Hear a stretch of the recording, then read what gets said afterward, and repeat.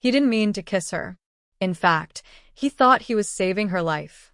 But that single, desperate moment would change both their worlds forever.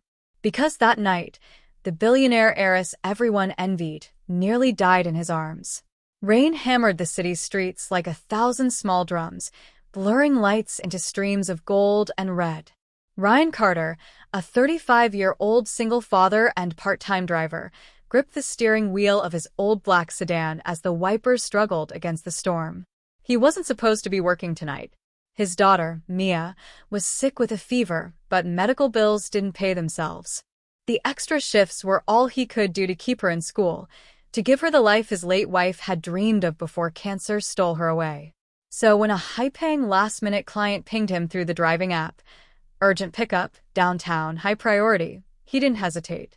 Minutes later, a tall, elegant woman in a silver evening gown stumbled toward his car, her heels clicking wildly on the wet pavement. Her eyes were glassy, her steps uneven. "Miss, are you okay?" Ryan asked, stepping out quickly with an umbrella.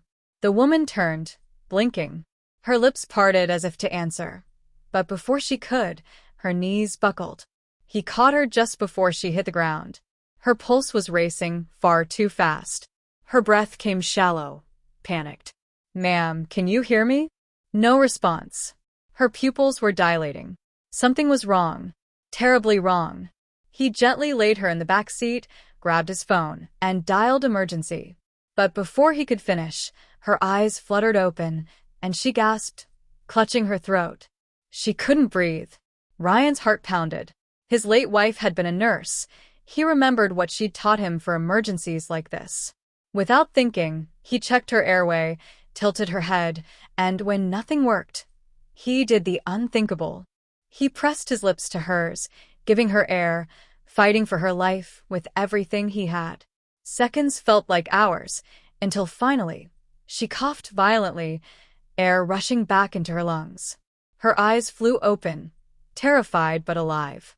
For a moment, their faces were inches apart. Rainwater and tears mixed on her cheeks. "You're okay," he breathed out, trembling. "You're safe now."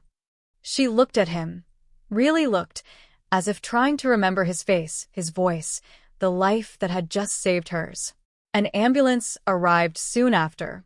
Paramedics rushed her inside, but before she was taken away, she grabbed Ryan's hand weakly. "Don't go," she whispered. "Please." Her voice was small, fragile, so different from the cold, commanding tone that the world would later know as Elena Voss, daughter of billionaire magnate Richard Voss, heir to one of the largest luxury conglomerates in New York. Ryan watched the ambulance disappear into the distance. He didn't know who she was. He only knew that she was alive, and that somehow, for the first time in years, saving someone had made him feel alive too. That night, he returned home to find Mia asleep, her small hand clutching a family photo. He kissed her forehead, still trembling from the storm's chaos. He didn't tell her what happened. He just whispered, "Daddy did something good today, sweetheart." What he didn't know was that the next morning, every news channel in the city would show his face. Elena Voss woke up to the steady beep of monitors. Her head throbbed, her body weak. A doctor stood beside her. "You were lucky, Miss Voss. A severe allergic reaction. If that man hadn't acted so quickly, you wouldn't have made it." "That man," she croaked. "He performed CPR on you. A rideshare driver. He disappeared before giving his name, but security cameras caught his plate. You should thank him." Elena stared blankly at the ceiling. Memories blurred, but she remembered flashes. A man's trembling hands, his voice breaking as he begged her to breathe, and that moment when his lips pressed against hers, not in passion but in pure desperation. He saved her life. Days later, she insisted on finding him. Her father disapproved. "You owe him a check, not a relationship, Elena," but she ignored him. Because something in her soul told her this wasn't about money. Ryan was repairing his car when a convoy of black luxury sedans pulled into the narrow alley of his neighborhood. Men in suits stepped out.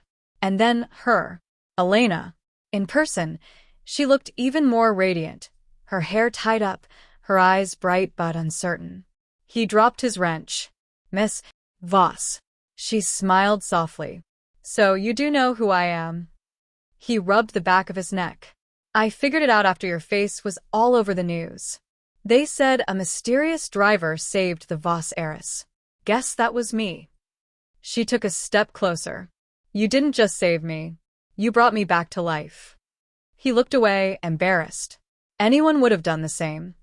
No, she said firmly. Not anyone. You didn't even know me. And you risked yourself in the middle of a storm. That means something. Over the following weeks, Elena began visiting Ryan and Mia often, at first to express gratitude, then out of genuine connection. She brought Mia books and school supplies, always staying to share tea and conversation with Ryan afterward. Mia adored her, calling her Aunt Ellie. And slowly, beneath the layers of their vastly different worlds, something began to grow. For the first time in years, Ryan laughed freely. Elena saw warmth in a world that had grown cold and transactional. But not everyone was happy. Elena's father found out, and the confrontation was brutal. Do you have any idea what you're doing? You're an heiress, Elena. And he's a driver with nothing to his name. He has everything that matters, she fired back. A heart, integrity, and he saved my life. Her father's words cut deep. If you choose him, you lose everything. But she'd already made her choice, long before she realized it. The next day, she arrived at Ryan's door, breathless. They're freezing my accounts. They want me to end this. He stared at her, torn between fear and admiration. Elena, I don't want you to lose your family because of me. She stepped closer, eyes glistening. I already lost everything that mattered once, when I nearly died. You made me realize what being alive really means. Before he could respond, she reached out and kissed him, soft, hesitant, but full of the gratitude and love she'd been holding back for weeks. For Ryan, the world stilled. It wasn't the desperate kiss of that stormy night. It was one filled with life, hope, and a promise neither of them could yet speak. Weeks passed. Elena refused to return to her father's mansion. She lived simply, sharing dinners with Ryan and Mia in their modest home. The tabloids, however, feasted on the scandal. Billionaire heiress dating her driver? The headlines mocked her. The business world whispered behind her back. Ryan urged her to go back, to protect her reputation. But she refused. I'd rather be poor with peace than rich with pain. Still, Ryan couldn't ignore the storm brewing outside their small bubble of happiness. He knew what it was like to lose stability, to raise a child with nothing but faith. One evening, after putting Mia to bed, he found Elena sitting quietly on the porch. I should have let you go that night, he murmured, before your world got tangled with mine. Elena turned, eyes wet but steady. If you had, I'd be dead, and not just because of the allergy. I was already dead inside, Ryan. You gave me my heartbeat back. He closed his eyes, torn between duty and desire. I just don't want to be the reason you lose everything. She smiled faintly. Maybe losing everything was the only way to find what really matters. A week later, an unexpected visitor appeared, her father, Richard Voss, standing at Ryan's doorstep, surrounded by bodyguards. Ryan stepped outside cautiously. Mr. Voss. I came to see the man who's taken my daughter's heart, the billionaire said coldly. Tell me, what's your price? Ryan's jaw tightened. There isn't one. I don't want her money. Richard studied him, the humble house, the broken porch swing, the child's laughter from inside, and for the first time, his anger faltered. You'd really give her nothing but this life? Ryan looked him straight in the eye. I'd give her something money can't buy, freedom, honesty, love. Moments later, Elena stepped outside. Dad, please, stop this. Her father sighed deeply. You're so much like your mother, he whispered. She'd have chosen love, too. And then, for the first time, he softened. If this is what you want, Elena, then it's your choice. Months passed. The headlines faded. The gossip died. And one spring morning, in a small garden surrounded by flowers Mia had helped plant, Elena and Ryan exchanged vows, simple, intimate, and pure. As they kissed beneath the morning light, Mia clapped her hands, laughing. Now Daddy won't be lonely anymore.